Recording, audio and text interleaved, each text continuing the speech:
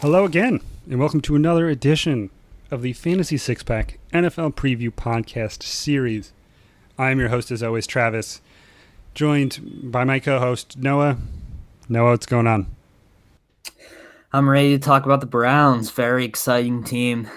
Yeah, I have a lot of mixed feelings about this. The Browns, for like the first time in my lifetime, are interesting and should be fun, which is cool.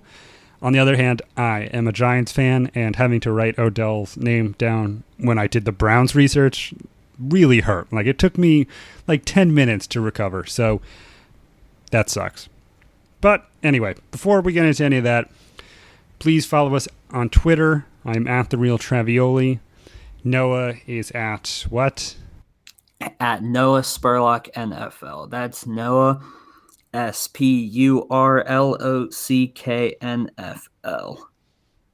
I'm hoping by the time we get to NFC teams, I will know that by heart.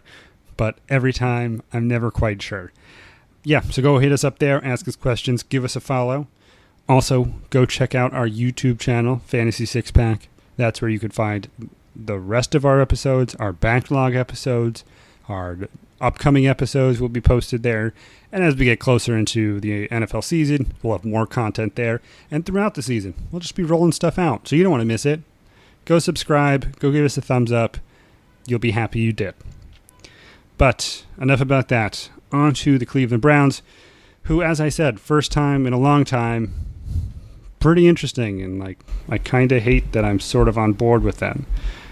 They're helmed by their franchise quarterback, Baker Mayfield, who in his rookie season put up 3,725 yards, 27 touchdowns, and 14 interceptions. So I think he surpassed most people's expectations of him being the number one pick, but still, rookie quarterbacks struggle a lot, and he came in and looked as completely competent as he did in Oklahoma.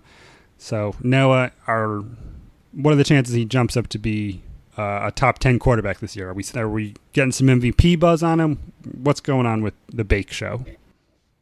Yeah, we need to calm down the Bake Show. I mean, promises of me being a Steelers fan again, but he wasn't that good last year. Like, look at the stats.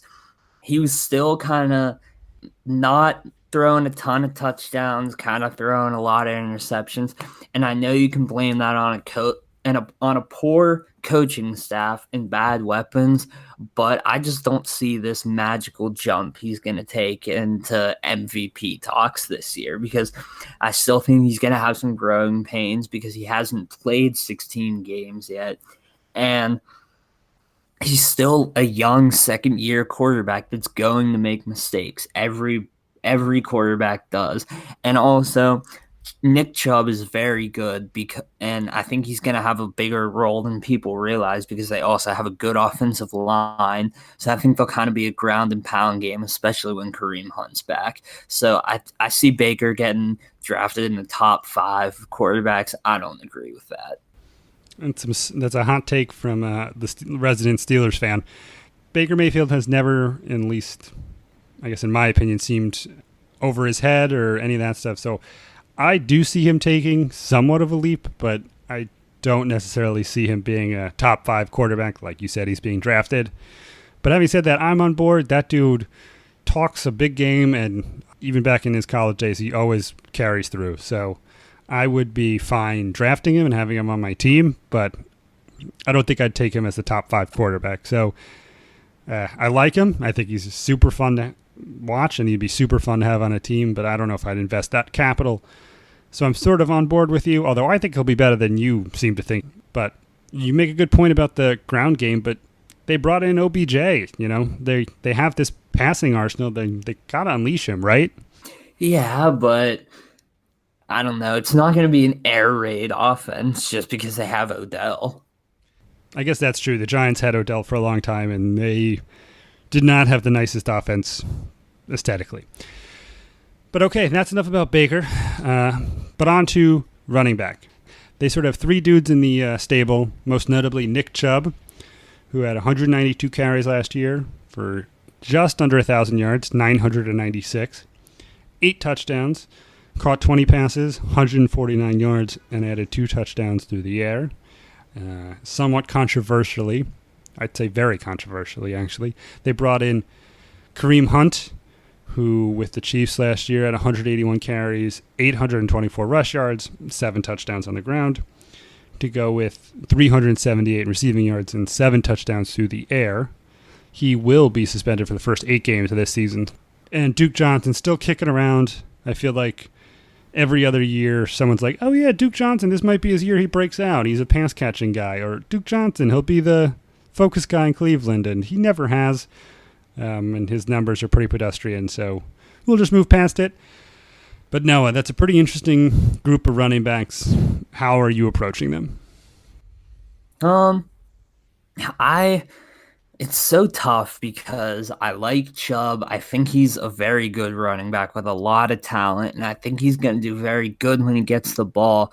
But it's just so tough with such a crowded group of running backs, especially with Kareem Hunt coming back. Chubb's going in the middle of the second, and I just can't trust that when I know that Kareem Hunt, who's really good, is going to be there for almost 40% of the season. But at the same time, for Kareem Hunt, who's being drafted in the 7th round, he's only going to be there for 40% of the season. So I don't know if I see that with Kareem Hunt either. Kind of a weird thing. And then Duke Johnson, I just think there are 2 guys in front of him that are better than he is. I don't think he's not really relevant in terms of fantasy. He will probably get some catches, but I don't know. Chubb and Hunt are better backs than he is. Plus, he wants to trade, so it's tough to project him right now. Well, I've been burned by Duke Johnson way too many times in the past to want anything to do with him. So, yeah, I think we're fine staying away from him. But, yeah, the Chubb-Hunt dynamic, once Hunt's suspension is over, will be very interesting. I think I would be too skittish to jump in on either of them just because if you're taking an elite back or a back that early, you want some pretty good production, like where Chubb is going. And I don't feel comfortable that they're not just going to give Hunt the lion's share of the carries once he gets back and, try to work him back in. So I agree with you. Is there a point, I guess, if Chubb was going, around later, would you feel more comfortable taking him, or is it just that Hunt's going to cut into his carries too much? If Chubb does go any later, I think he'll be a good pick because, as we know, Kareem Hunt is also, I think, maybe getting investigated for like a bar fight or something. So that's no guarantee. So yeah, if Chubb were to fall anymore, I would take him. Okay, well, it should be an interesting situation to monitor. They'll both be on somebody's teams, but I don't know if they'll be on any of my teams just because it's a weird situation and I don't really want the headache of trying to dissect who's getting carries in practice. But both guys have some superstar upside, so I can't blame you if you take either of them. On to wide receiver, which is a pretty fun group of names for fantasy and for real life. They brought in Odell Beckham Jr. from the Giants, who put up 77 catches, 1,052 yards, and 6 touchdowns last year. So that was pretty solid numbers for him. A little down from his previous production, but, whatever. Jarvis Landry, 81 catches, 976 yards, and 4 touchdowns. And Antonio Callaway, 43 catches, 586 yards, and 5 touchdowns. That's a pretty talented group of pass catchers, Noah. And I know you're not the biggest fan of Mayfield this year, but those guys have got some talent. Are they going to cannibalize the catches from each other? Or are they all going to have, big seasons? Well, not to make fun of your Giants, but I think we kind of saw that Odell Beckham Jr. was really good when Eli Manning was his quarterback, so he's certainly going to be really good when Baker Mayfield is his quarterback. It's okay. The Giants need to be made fun of, so just go for it. It's fine. I feel like that's kind of all I have to say. I mean, Odell's getting a quarterback upgrade, so he's going to be better. I mean, there might be some growing pains because, like I feel like I say this every episode, rookie wide receivers and wide receivers on new teams typically struggle for a little bit to kind of get in a groove with the quarterback, but Odell and Baker Mayfield have been working together all off season, so I think there won't be much of that. And as for Jarvis Landry, I like him in PPR leagues, but I don't like him in standard leagues because he catches a lot of balls, but his yards per catch aren't very good. And then Antonio Callaway is also another guy who's in the mix. I like him. I think he kind of brings something different than Odell and Jarvis in the sense that he's a really good deep threat. He's very fast, but I don't think he'll see the sustained volume for me to take him. Yeah, Callaway is definitely the most likely candidate to just lose out on targets with Odell and Jarvis, or with Odell in there now, and Jarvis obviously needs his targets. But I don't think you can go wrong having any of them on your team, depending on where you take them, obviously. But yeah, you make a good point. Odell was good with Eli. He'll be just as good, if not better, with Baker. So I think as a Giants fan, I could say draft Odell with confidence. The only thing he's really that's ever really held him back is injuries, but they were like kind of fluky stuff. So I think whoever ends up with Odell is going to enjoy their season. Yeah. Last but not least, tight end. And the Browns do have one David Njoku, 56 catches, 639 yards, 4 touchdowns. One of the better stat lines we've seen from a tight end this far. And, he was an early round draft pick. He's got some potential to keep growing and keep getting better, which is not something I can say for a lot of the tight ends we've seen so far. So Noah, what are your thoughts on the Browns tight end situation? Yeah, I like Njoku. I think that he's a pretty solid option. He's going in the middle of the 8th round, and we just talked about Vance McDonald last episode, I believe, and he's going in the back of the 7th. I would take Njoku before I would take Vance McDonald, so I think that kind of speaks to kind of what a good value Njoku is. And Odell, Jarvis, and Antonio Callaway are all kind of shorter guys, not really big bodies. I think Njoku has the chance to be that for the Browns and get a lot of touchdowns. Yeah, maybe shades of Eric Ebron with the Colts, where he was sort of a goal line target.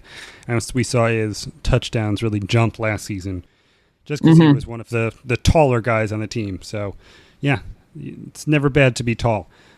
Also, those 3 receivers you mentioned, definitely going to get a lot of attention from the secondary. So Njoku might be, he's definitely talented and he deserves coverage, but he might, they might forget about him with those other superstars sort of running around.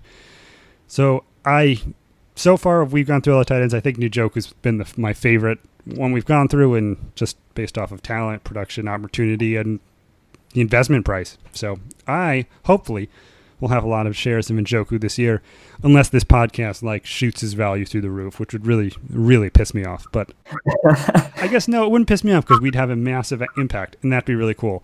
But you know what? Just don't take Njoku from me in drafts, and we'll be fine. Anyway, that wraps up the Browns. Noah, as always, we're going to end on one of these guys has to be on your team. They've got a lot of potential superstars. Who's your pick? My pick is probably Odell Beckham Jr. because I think he, like I said, he was good with Eli Manning. So I think you get a really nice floor because I doubt he would be any worse in Cleveland. And also you have the upside of going to a new quarterback. And I think he could really propel himself into the wide receiver 1 conversation. You just had to pick. You had to pick Odell. It's fine. I get it. I miss him. Oh, God. All right, that is the Browns. They've got a pretty fun group, so you guys should definitely draft some of them. But we're going to keep it moving, move on to another team, eventually move on to the NFC. So please keep checking out our YouTube channel, listening to all the podcasts, giving us a thumbs up, listening to our backlog of episodes, hopefully subscribing, because we're going to have some fun content coming for you guys. As always, I'm Travis. He's Noah. Until next time, see you later. See ya.